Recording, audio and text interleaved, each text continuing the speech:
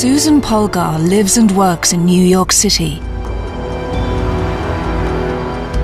She sees the world in a very unusual way.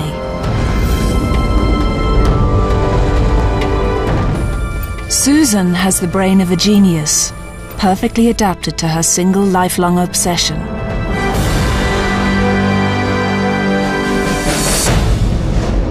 Susan is the first female chess grandmaster. But she wasn't born with her brilliant brain. It was created by an extraordinary childhood. Susan is the living proof of an amazing theory that any ordinary child can be turned into a genius.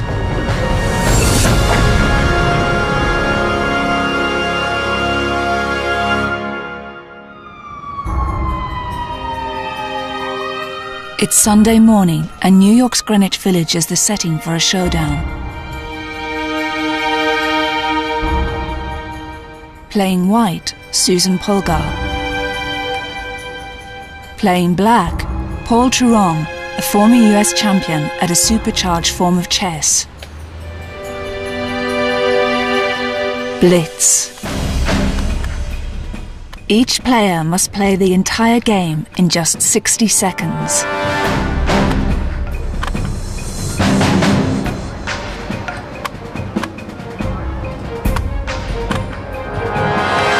It's a high-speed demonstration of chess-playing genius. You're in total control of your own destiny. Here, it's your brain versus the opponent. By understanding Susan's brilliant brain, we can unlock the potential of our own. We can understand how people make life or death decisions faster than a supercomputer, or perform miracles of memory in their everyday jobs.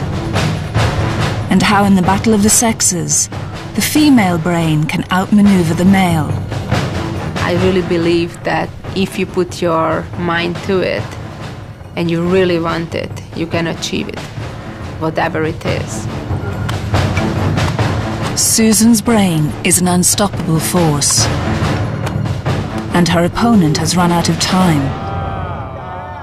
The latest in a long line of distinguished victims. Susan has competed on equal terms with the greatest names in chess, like Garry Kasparov, Anatoly Karpov, and even the great Bobby Fischer. But Susan's genius is no accident of birth. She was once an ordinary 4-year-old whose life was transformed by a unique education.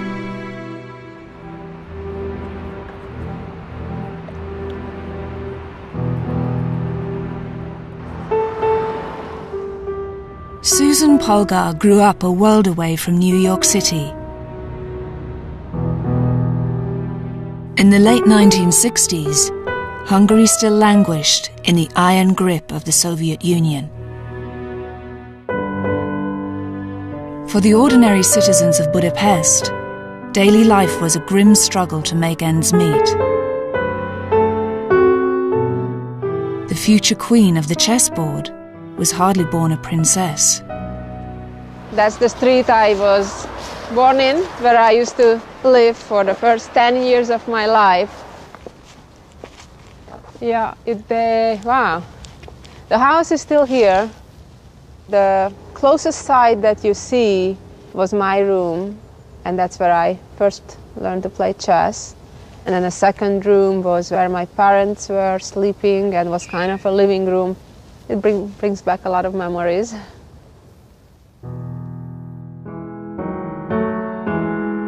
If Susan's home was ever so humble, her father was a man with a unique vision.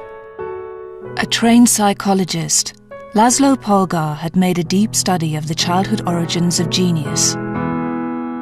The archetypal example was Wolfgang Amadeus Mozart. Already composing at the age of 5, he seemed to be the classic case of a child born with special gifts. But Laszlo noted that Mozart's father Leopold, himself an accomplished musician, gave his son early and invaluable schooling in his craft. Laszlo decided that specialized training was more important than natural talent, and he had an astonishing plan that would put his theory to the test. When Zsuzsa, or Susan, was born in April 1969, the Polgar family experiment was underway. Her father had already written a book called Bringing Up Genius, and it said that genius was not born, but made.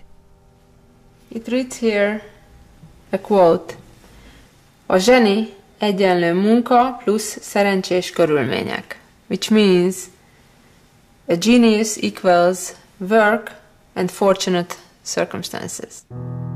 By fortunate circumstances, Laszlo meant the happy home that he and his wife Clara would provide. And the hard work would be guaranteed by schooling Susan himself.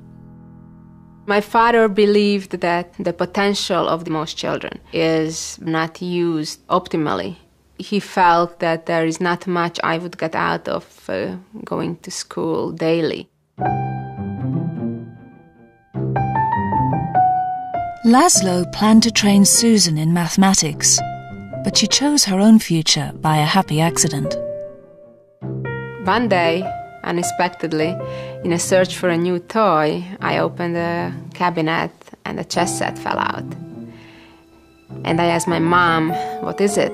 And she said, "Oh, this is a chess set, although I can't help you much with it because I don't know how to play with it, but wait until Daddy comes home and he'll teach you with pleasure." There was no history of brilliant chess players in the Polgar family. Laszlo himself was strictly an amateur. But he was convinced he could train his daughter to be a genius at anything, as long as she was a willing student. My father strongly believes that it could have been any other field and the very same methods could have been used. First of all, it's very important for the child to love the specific field, which in our case was chess. And then the rest comes easy. Easy, perhaps, if Susan had chosen music or science. But devoting her childhood to chess made the quest for genius much harder, for one reason. In the early 1970s, chess was totally dominated by men. Some of the world's best players believed that the female brain just couldn't cope with the game. A little girl was about to prove them wrong.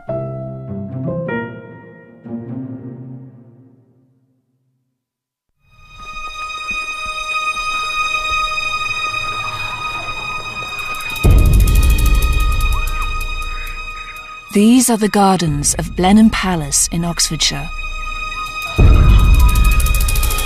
home to one of the biggest hedge mazes in the world.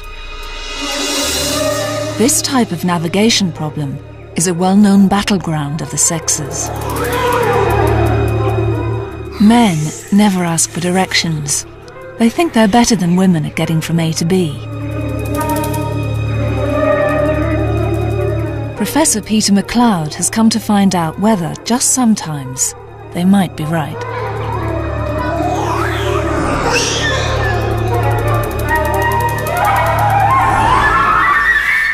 There are many stereotypes about the differences between the way that men and women solve problems, and although some of these stereotypes may be based on prejudices and biases, when you find the same stereotypes appear in all cultures and all over the world, you can't help thinking there must be something in them. 10 boys and 10 girls are trying to reach the statue at the centre of the maze.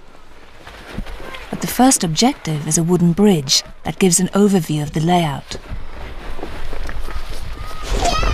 This is where MacLeod and his maze runners will gather their thoughts. How are you doing? It's really, really hard. Do you recognise any of it? Well, Which are the bits where you've been? I went round that far side with the zigzaggy bits, Yep. and then up here. I remember most of the turns that I've been through. The boys seem to be looking at the big picture. They have a strong memory of where they've been and where they need to go. I'm just trying to keep going in that direction. Or at least they think they do. I'm gonna go right, No, I'm not. I'm going left. Oh, God. Why? The human brain has two hemispheres, left and right. Most of our thinking happens in the thin outer layer of each, called the cortex.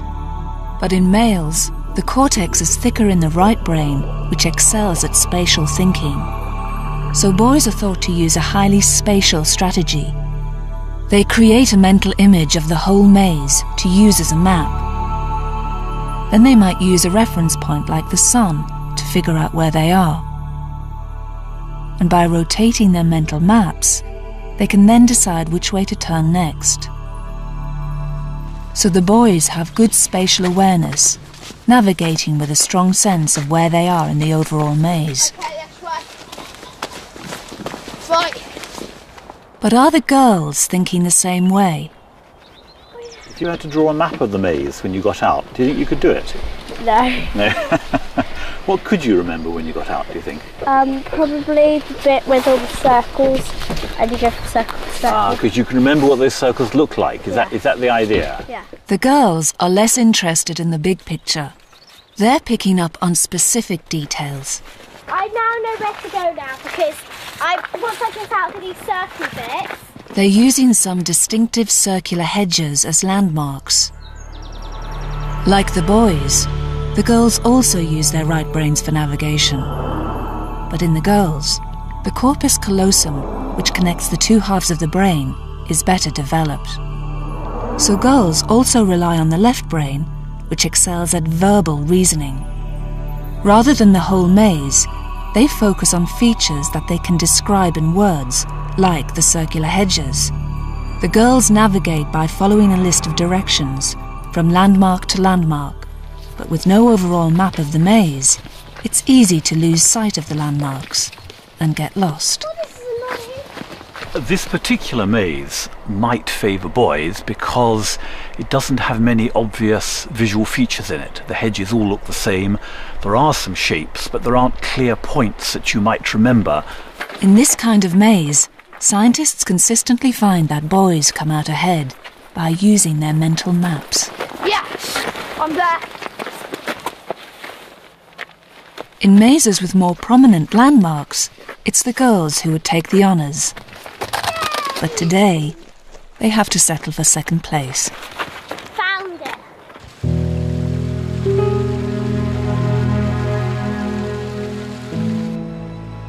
In the early 1970s, it was taken for granted that chess also required a typically male way of thinking. Like the maze problem, the game seems to depend on a spatial awareness of the board and all the pieces. But then, Susan Polgar came along. When she was still just a tiny girl, her father planned to prove that gender differences in the brain were not important. I definitely would agree that there are differences in brain, and men and women think differently. I'm not disputing that. It doesn't mean necessarily that one is worse than the other.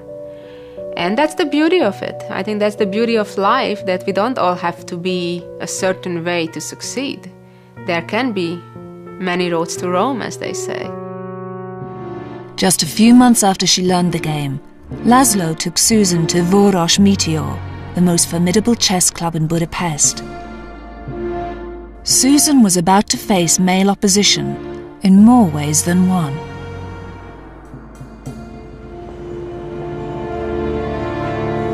Wow, I haven't been here in over 15 years, and this is the first place I ever came to a chess club. I first came here late 1973 or very early 1974, and well, the place so far looks exactly like it did then. I walked in a room. It was full of smoke with elder men, them thinking that my father is looking for a game and just brought me along. But the reality was, my father wanted me to have a game to see how I'll do against the members of the club. The club members thought Laszlo was mad. But if they were ready to humour a pretty little girl, they weren't ready for what happened next. Susan began the habit of a lifetime, beating men at chess.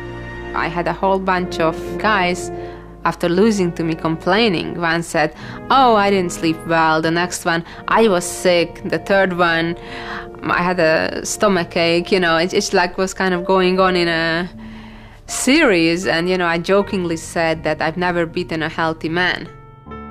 The only man who wasn't shocked was Laszlo Polgar. He was building Susan's training around a mental skill that didn't depend on either the left or right brain. Girls could master it just as easily as boys, and before long, Susan was literally beating men with her eyes closed.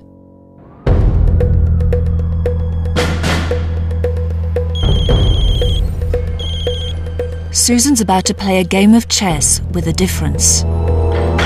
Okay, why don't you be white? Okay, E4. E4. C5.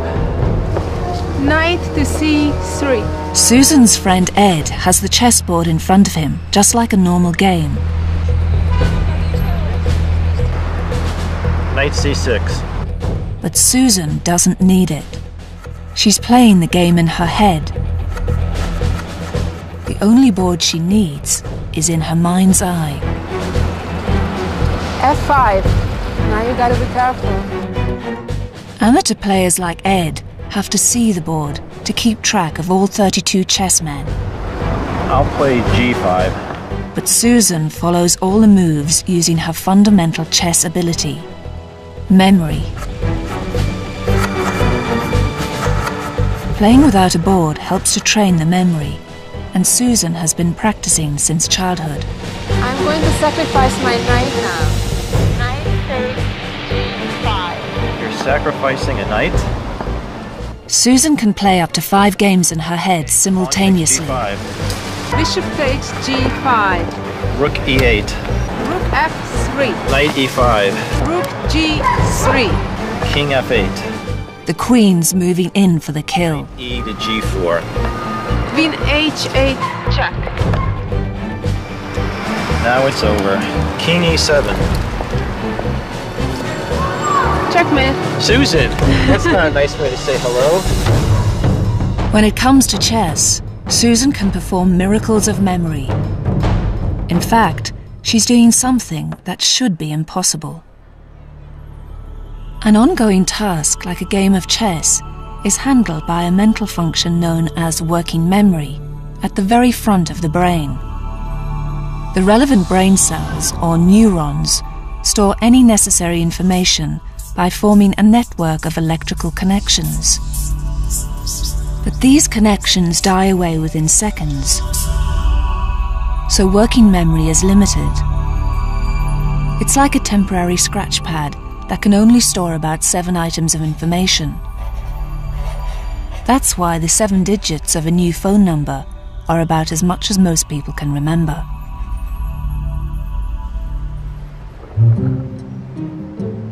But just how good is Susan's working memory? This is Thompson Street in New York, home of the city's sidewalk chess cafes. And we're about to give Susan a memory test. Can she memorize all the pieces and pawns on this diagram? That's 28 items of information.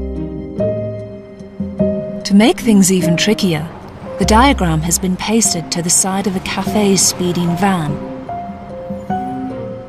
Susan only has time for a single 3-second glance. But watch this. Susan's working memory is working overtime. She's made an exact copy.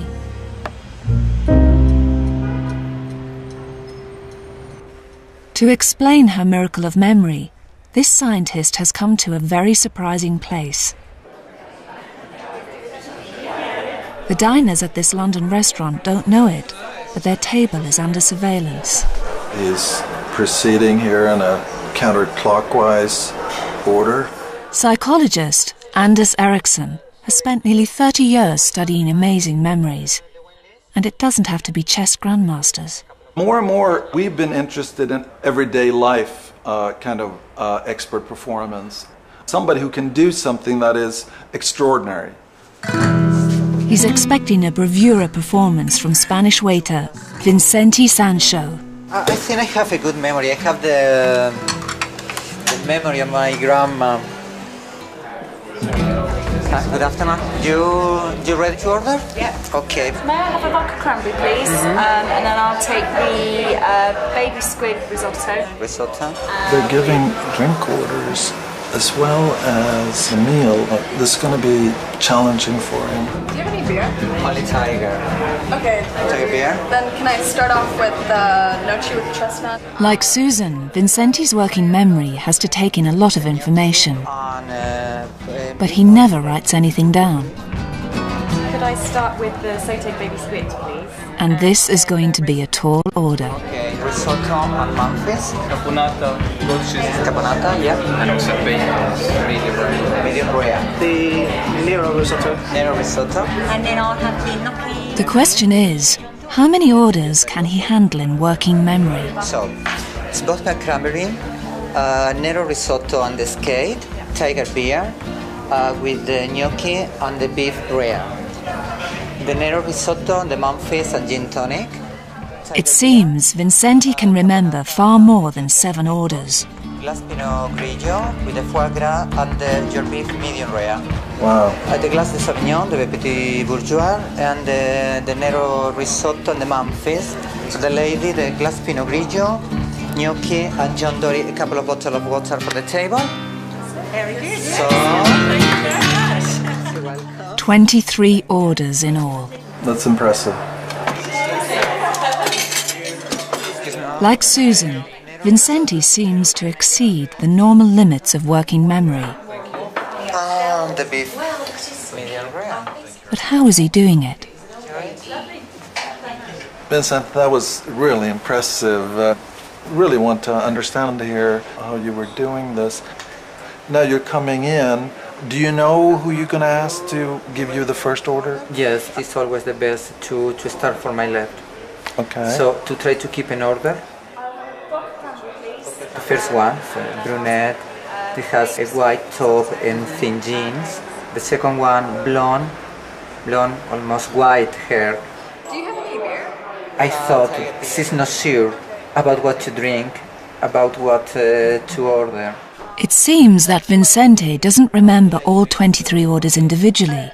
Instead, he packs the information down to make it manageable using the normal 7 items of working memory. I associate the person, the dish, and the number. It's like all together. I don't know how to explain, but it's come all together. He forms a strong mental image of each customer and then attaches that customer's orders to the image. This seems to be a common technique used by experts in all fields. It's called chunking. It is a little like phone numbers. One of my best phone numbers was 492-1492. And given that 1492 is when Columbus discovered America, you don't have to keep track of the individual digits any longer. All the 4 digits will be retrieved as a single group from memory. Susan handles the information on a chessboard in exactly the same way. She doesn't remember all the pieces individually. Instead, she breaks everything down into chunks.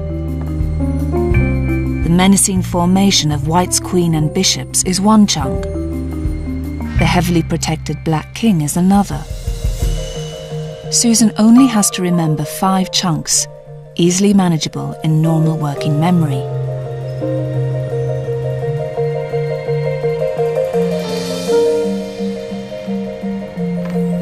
But without chunking, her memory is no better than anyone else's. And here's the proof. In the chess diagram on the other side of the van, the pieces have been placed at random by a non-chess player. So this time, there are no recognizable chunks. Now Susan's trying to remember 24 individual pieces, and she can't do it. All the pieces are in random position. It's just so much harder to remember, especially under a very short time. But how does Susan identify chess chunks? To her, they're lifelong friends, memories that were implanted in her brain during her extraordinary childhood.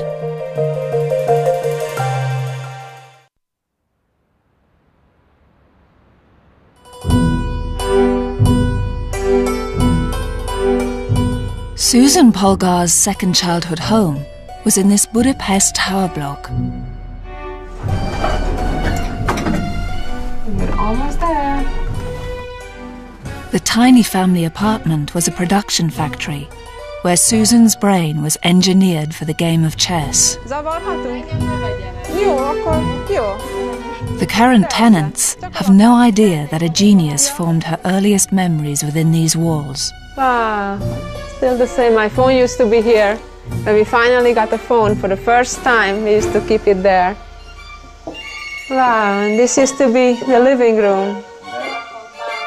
This is where Susan did some of the hardest work of her life, for up to 6 hours a day. I used to have a wall of chess books here, a library of chess books, a collection of 4,000 to 5,000 of different titles. And actually I even had a catalog of chess games with a selection of 200,000 games, manually being cut from various chess magazines and newspapers and sorted by various openings and various players. This massive effort was required throughout Susan's childhood to commit the complex secrets of chess to memory. The number of possible games is vastly greater than the number of atoms in the universe. But chess chunks are the order in the chaos. These small but typical formations appear again and again in different games. They are the basic words in the language of chess. Most 10-year-olds know only 10,000 words. At the same age, Susan was devoting her childhood to learning 100,000 chess chunks. This process would physically transform her brain. With constant repetition, information moves from working memory into long-term memory.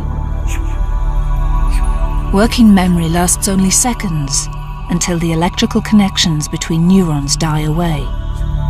But in long-term memory, the repetition of these currents stimulates the neurons to form new and permanent connections. The memorized information is now hardwired and can last a lifetime. Like anyone else, Susan's long-term memory is a storehouse of family faces and lifetime experiences. But now, chess chunks were also indelibly imprinted on her brain.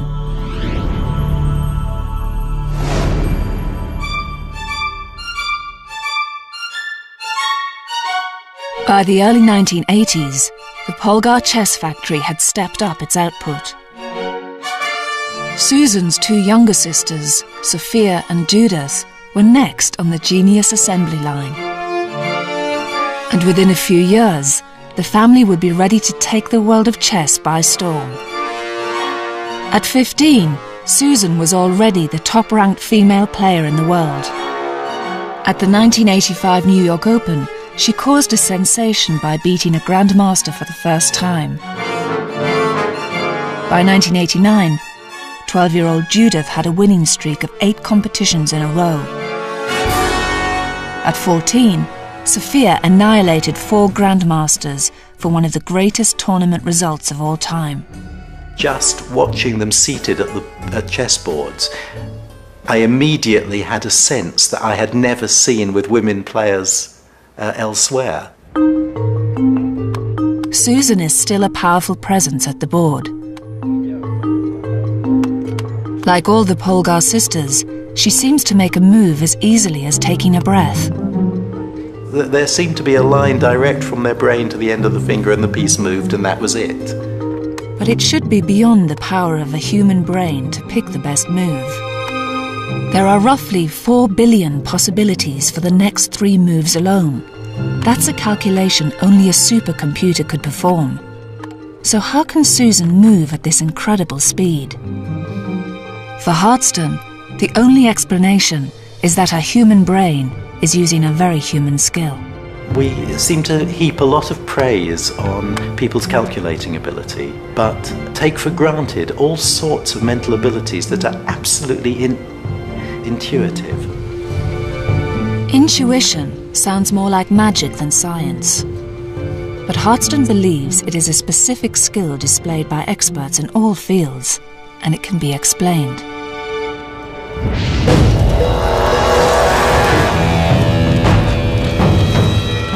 By training, William Hardston is a psychologist and a former United Kingdom chess champion. It's not as bad as I feared. But today, he's going back to square one as a trainee firefighter. Hardston plans to compare his novice skills with those of expert firefighter Lee Cork. Do you want to take a quick look at the smoke that's coming out there at the moment? I'm going into there. You're going into there, yeah? They're up against a terrifying opponent. This is Flashover, a major killer of firefighters. My wife always said I'd go to hell. He has no previous experience, but he thinks he has a logical plan of attack. He aims to control one side of the fire, then quickly switch to the other. Okay, left. Left. How's it going now, right? Missed. But logic isn't working. The fire's making moves he can't predict. Oh, it's coming back. At me. A bit backwards. What I was doing was trying to apply rules and stopping and thinking. I always had to stop and see what the effect of what I was doing was. Too much water. Hardston's achieved nothing but a cloud of scalding steam. It's getting smoky. He's still trying to think his way out of trouble, and now he's suffering from paralysis by analysis. Well, we've lost our visibility altogether, haven't we? Slow down, slow down. For Hardston, it's been a harsh lesson in the wrong way to make decisions. Firefighter Cork shows him how it's done. Nice and high gas cooling. For an expert, flame in the overhead smoke is a typical danger sign. He reacts instantly by cooling the flames, and he doesn't have to think about it. When you've done something often enough, you don't have to think about how to do it. But even more important, when you've done it often enough, you know, you sense what the result of it is going to be, and you're ready with the next move. Intuition turns out to be a learned skill. It means trusting your experience and the ability to recognize and react to familiar patterns. And surprising as it may seem, chess players rely more heavily on intuition than calculation. You don't calculate from where you are. You don't look at a list of possibilities. You sense what's the right move, and you don't have to think about how to do it.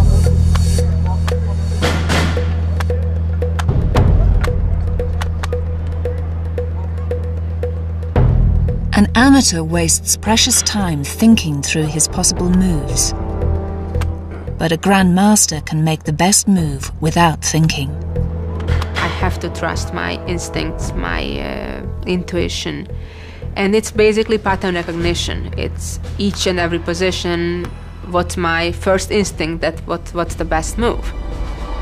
It's almost like guessing, but it's like guessing intelligently, kind of, basing it on prior games and experiences.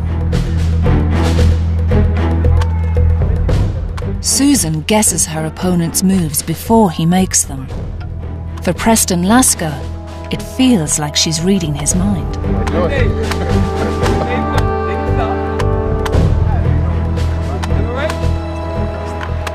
It was amazing, like playing against like Michael Jordan or some big sports star. She definitely has all the pattern recognition down to where she doesn't have, I think I have to think a lot more than she does. You know, she pretty much, it's all instinct. It's pattern recognition that separates the best from the rest. Susan is so good at it that it's possible her brain has a dedicated pattern processor. With modern scanning techniques, it might even be possible to identify it. But there's a problem.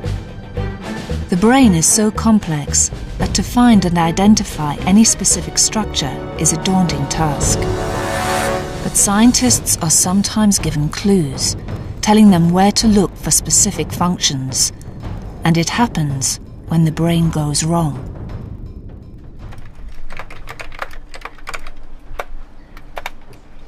As an assistant editor at The Times, Mary Ann Siegert is at the top of British journalism.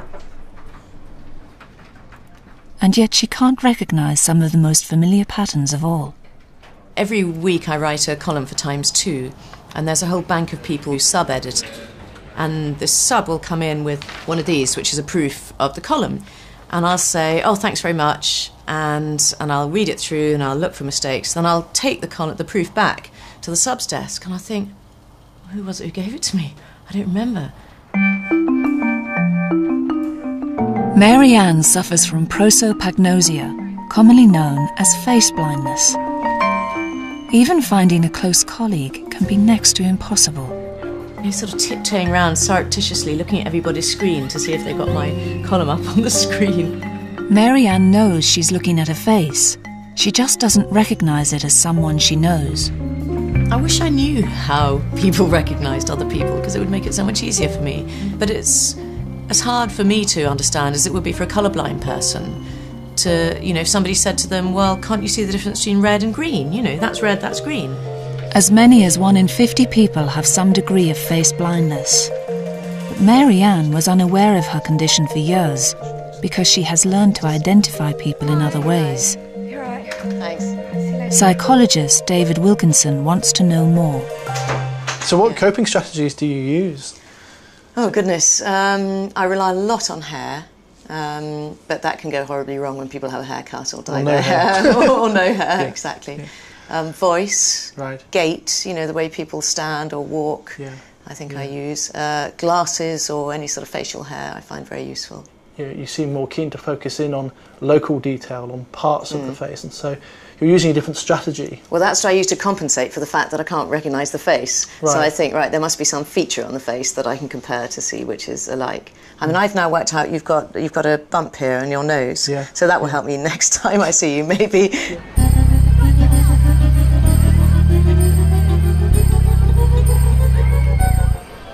To test Mary Ann's strategy, we've asked her to take her daughter skating and to look out for any familiar faces.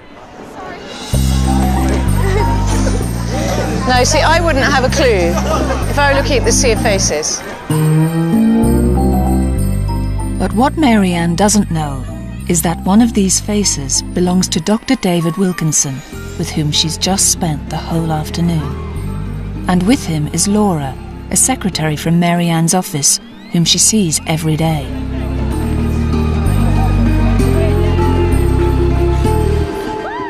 At a distance, Mary Ann can't pick up on any useful details. Maybe if they go a bit closer. It's not mother and daughters, is it?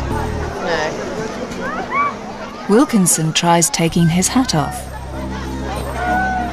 Finally, he resorts to a bit of slapstick psychology.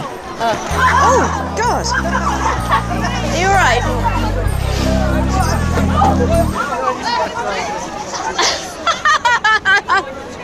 I don't believe it. This is a guy called Dave, who I spent most of the afternoon with, and this is Evie. It's terrible for you, Dave. The funny thing is, I did say, if I saw... Who's this? It's not Nora. And even then, it was only when your face was right up against mine, and I spotted your sort of, bobble on your nose. Brain scans of people like Mary Ann have revealed damage to the specific structure that's responsible for face recognition. The so-called fusiform face area is at the back of the brain, where first processing of information from the eyes takes place. In a normal brain, it rapidly assesses any new face for its distinctive proportions of eyes, nose and mouth. Then it looks for a match amongst all the familiar faces stored in long-term memory. The whole process is lightning fast. We can recognize people we have met before in approximately 100 milliseconds. It's about pattern recognition. You can see the analogy with a chessboard, where again one must identify the individual pieces. But what's really important when you play chess is being able to apprehend the spatial relationships between those pieces.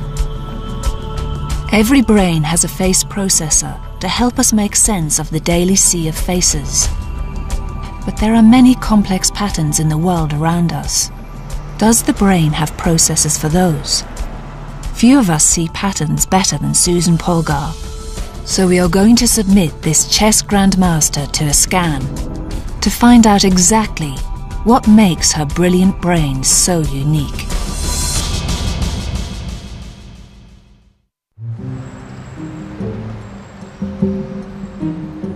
Grandmaster Susan Polgar is about to find out how her brain is perfectly adapted for the game of chess. She has come to meet Professor Joy Hirsch of Columbia University, a leading expert in brain imaging techniques. And one thing these two women can agree on is that size doesn't matter. The female brain is quite a bit smaller than the male brain in general, and we know that there's no difference in our intelligence, right? We agree on that one. Hirsch intends to scan Susan's brain using MRI, or magnetic resonance imaging.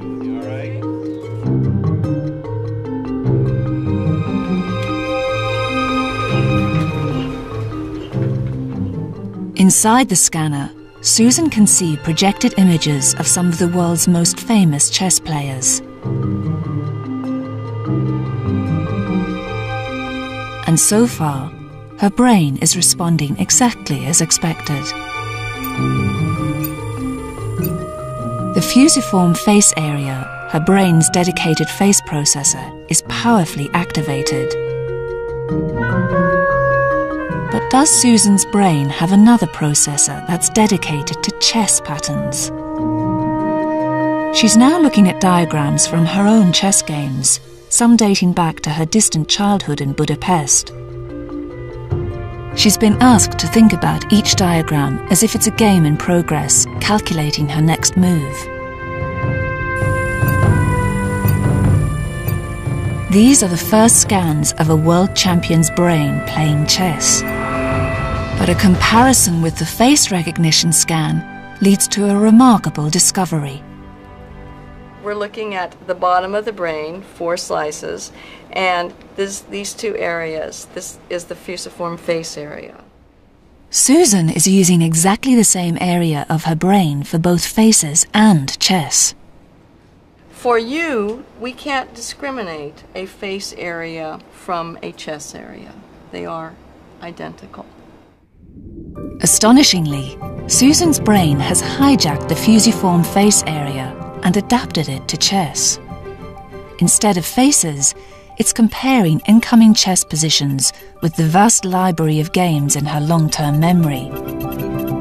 Susan can recognize a familiar game in just 0.8 seconds, almost as fast as the face of an old friend.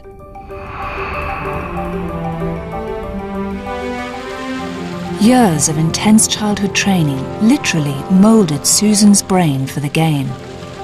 It's solid evidence for her father's theory that genius can be created.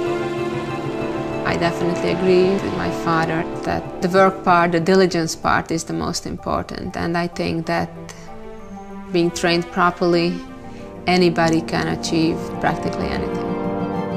At the age of 21, the quality and number of Susan's victories against top opposition earned her the official title of Grandmaster. The first woman among nearly 600 men. Younger sister Judith quickly followed suit. Ranked in the top 15 male players, she is now a leading contender for the world title.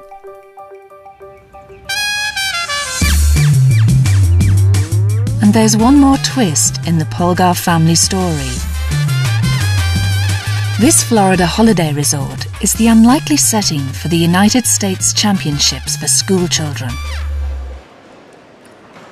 Inspired by the Polgar sisters, girls now compete on equal terms with boys. But Susan's attention is riveted on the tense deciding match for the 7-year-olds of the 2nd grade. Yash Prashad battles for the title against Susan's son, Tommy. He's a fighter. He's used to playing long games. I have my fingers crossed and hoping things will end well. 6-year-old Liam will be next in line.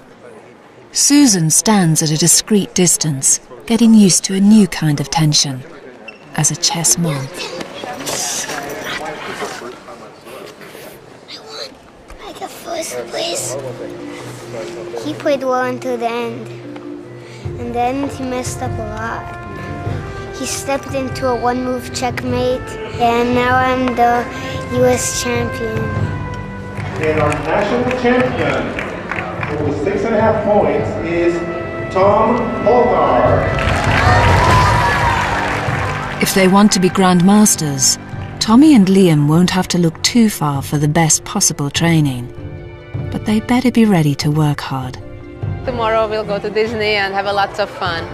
And then after the tournament is over, that's when we go into in-depth analysis of the games and where mistakes were made and how to improve on them. Are these two more geniuses in the making?